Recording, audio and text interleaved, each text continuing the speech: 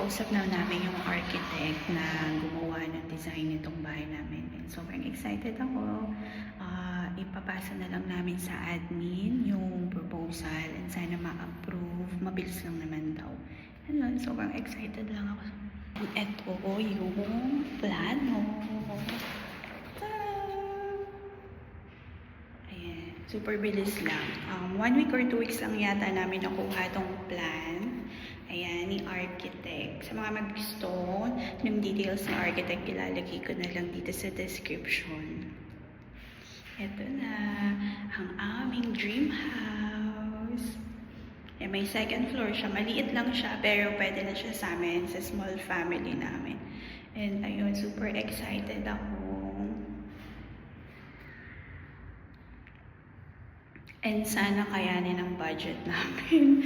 Yun lang talaga. Pero yun, kaya yan. Kaya yan. Ayan.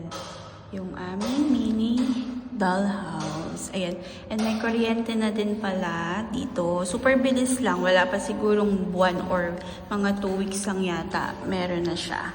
Wala pang mga ilaw dyan. Ito yung aming kusina. Pero in the future, papatanggal namin tong ano na yan, sink na yan. Kasi nagpalagay na kami sa likod para malaki din yung space. Tapos dito, papalagyan namin ng bar counter. Tapos lalagyan ko ng magandang ilaw dyan. Wala lang. Nakatuwa lang ako.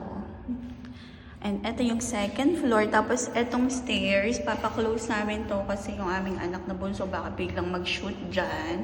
Meron ding ilaw dyan. Lalagyan ko ng magandang chandelier dyan. Nakakatuwa. Ayan, yung CR. Ayan, ito yung back. Kitchen, laundry area. Ayan. Malaki pa yung space niya dyan sa likod. Tapos ito, papaalis namin to.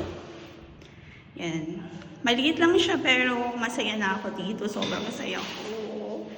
Ayan. Kaya samahan nyo kaming i-renovate itong aming dollhouse. Para sa aming maliit na pamilya and makukulit. Ito siya. Ayan. Yung aming mini dollhouse. Ayan. Ito yung pinaano ko kay architect. Nasunod naman lahat ng gusto namin. Pero sabi ko kay architect, ito is medyo i-open na lang kasi maliit naman yung space niya. So, kailangan ko ng konting hangin. Ayan. Close na close kasi siya. Pero sabi naman ni architect, pwede naman daw yung depende sa contractor. And ayun na, sabi ko na din dun sa contractor na gagawa niyan. Sana abot kayanin ng budget. And ayun lang.